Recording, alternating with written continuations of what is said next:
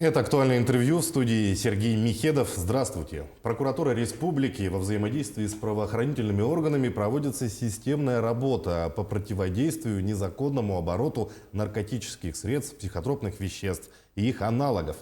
Какая ситуация складывается в этой сфере, мы поговорим сегодня. Гостья в студии Антонина Ускеева, старший прокурор отдела по надзору за уголовно-процессуальной и оперативно-розыскной деятельностью правоохранительных органов.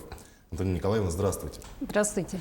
Вот какая ответственность предусмотрена за незаконный оборот наркотических веществ? Наркопреступление на сегодняшний день представляет особо опасный вид преступления, потому что они влияют не только на общественную безопасность, но и на нравственное развитие молодежи, и детей.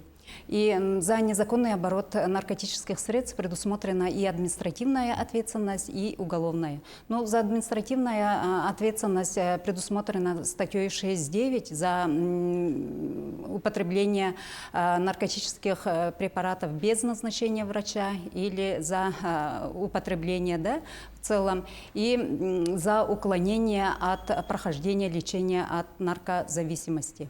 А уголовная ответственность предусмотрена по статье 228 за приобретение, хранение, перевозку наркотических средств.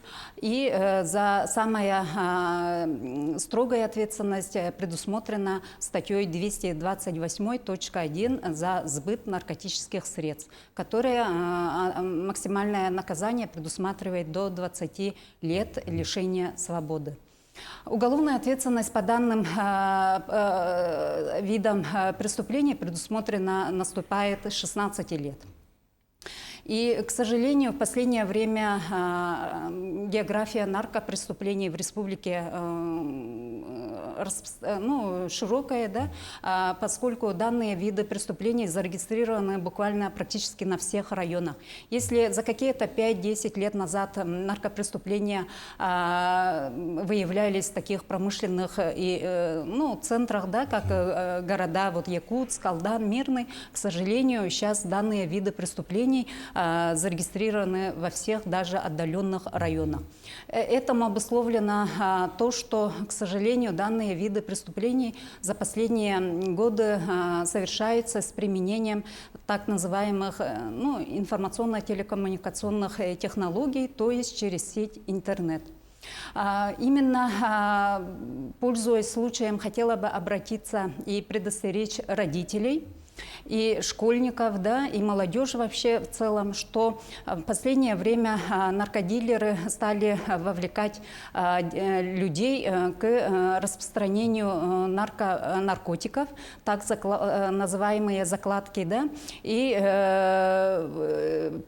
превращать людей в наркокурьеров. И, к сожалению, криминологическая характеристика субъектов данных преступлений говорит о том, что подвержены все слои населения, независимо от того, что это благополучные или неблагополучные семьи или их дети. Поэтому мы в школах проводятся недели здорового образа жизни, действуют наркопосты, которые проводят такие профилактические мероприятия, в том числе проведение тестов на употребление наркотических средств. И поэтому родители не должны запрещать или наоборот совместно со специалистами, педагогами, психологами к данному вопросу должны относиться более серьезно, и не уклоняться, потому что действительно мы же все взрослые не можем стопроцентно, хотя и доверяем своим детям, но стопроцентно нельзя быть уверенным, чем ребенок занимается вне учебы или дома, и родители должны более внимательно относиться к психоэмоциональному поведению, состоянию ребенка. И хотела бы отметить, что наркокурьеры это вовлекает тем, что они детям предлагают легкий заработок и больших крупных денежных средств. И, к сожалению, Дети даже из благополучных семей, не только с девиантным поведением, да, а именно из благополучных семей, желая помочь родителям или хотя бы обеспечить себе карманные расходы, есть факты, когда они совершают и становятся преступниками именно вот по наркопреступлениям. Поэтому родители совместно с психологами должны как бы более внимательно к своим детям относиться, да, и подходить по знаниям педагогов, именно не быть слишком строгими, да, крайне строгими. И по мере своих возможностей мы должны, родители детей, обеспечить карманными расходами, потому что в наше время подросток, например, не может быть совсем без денег быть. Вот это тоже может подтолкнуть, да? И в этой связи вот на днях в социальной сети широкое распространение нашло выступление вот артиста эстрады Сахамина, да? Я очень так отрадно, что именно население неравнодушно к этой проблеме, да, и он по-своему именно делится, предостерегает родителей, да, что действительно вот эта беда, она может коснуться любого из нас, да, когда дети могут стать наркокурьерами, и он вот объяснил, и поэтому мы все вот совместно должны противодействовать этому социальному явлению, как наркопреступности. Ну, то есть в последние годы, благодаря интернету, наркопреступность стала моложе, да? Да. Как понять, да, например, да, что ребенок, может быть, пошел не по той дорожке, да, как говорится. Как можно это распознать вообще, да, что он стал наркокурьером? Вот, объясните, на что обратить внимание. Вот именно... Повторюсь, да, именно психоэмоциональное состояние, настроение или появление каких-то дорогих вещей, да, или непонятно куда стал отлучаться подолгу, да, потому что они же закладки делают по всему городу, бывает, да, или надо контролировать вообще контент и вообще какие сайты заходит ребенок, да, и смотреть, потому что эта реклама, она идет повсеместно, да, и какие-то вот непонятные GPS, всякие приложения, если в телефоне ребенка есть, конечно, вот Сахамин правильно говорит, надо уже задуматься и прибегнуть, если надо, к специалистам. А вообще вот какие способы вовлечения граждан, да, в незаконный оборот наркотических средств наиболее распространены в настоящее время? Но, к сожалению, наркозависимость, она может возникнуть даже с употребления с разового, да? Поэтому наркодилеры, конечно, они угощают, дарят, да? И другим видом, разновидностью вот вовлечения является именно прием в круг наркокурьеров, да, и поэтому в уголовном законодательстве тоже есть ответственность, предусмотренная статьей 230, да, это склонение к употреблению наркотических средств, которое предусматривает уголовную ответственность от 3 до 15 лет. Ну, то есть серьезная статья, конечно, да, очень серьезная по ней статья. могут серьезно осудить, Да. даже, да? Ну вот какие меры профилактического характера применяются с целью пресечения совершения преступлений в сфере незаконного оборота наркотических средств, вот, в том числе и среди несовершеннолетних?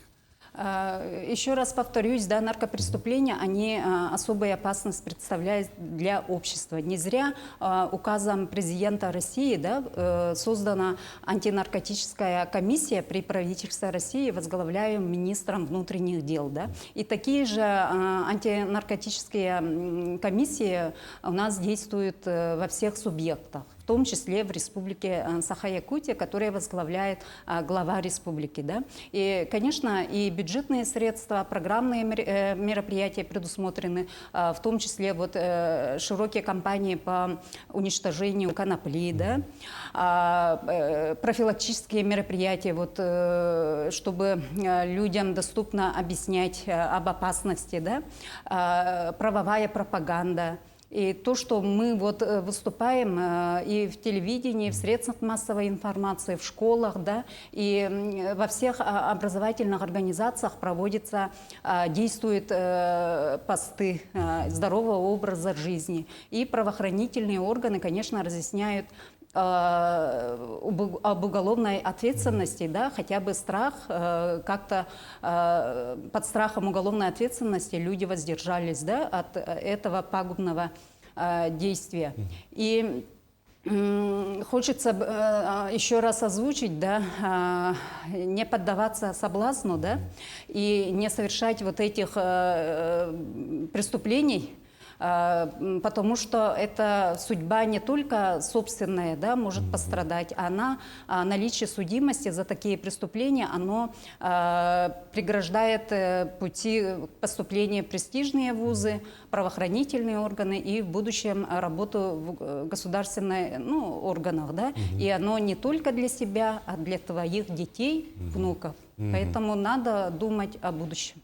Ну вот в конце нашей беседы вкратце предлагаю еще раз напомнить нашим телезрителям, на что обратить внимание ребенка, да, в первую очередь, как повлиять на него, чтобы он не стал курьером. Как в законе об образовании указано, да, родители – это участники образовательного и воспитательного процесса. Поэтому от всех мероприятий, которые у нас достаточно проводятся в образовательных организациях, да, по правовой пропаганде, по здоровому образу жизни, родители должны активное участие принимать и не стыдиться возникшей проблемы, да, когда какие-то взаимоотношения, поведение меняется ребенка, да, становится непослушным, да, агрессивным, какие-то протесты, да, это касается не только детей с девиантным поведением, да, а благополучных детей, да, но родители зачастую бывает стыдятся, да, или боятся разглашения и усугубляют проблему. Но в школах есть у нас очень много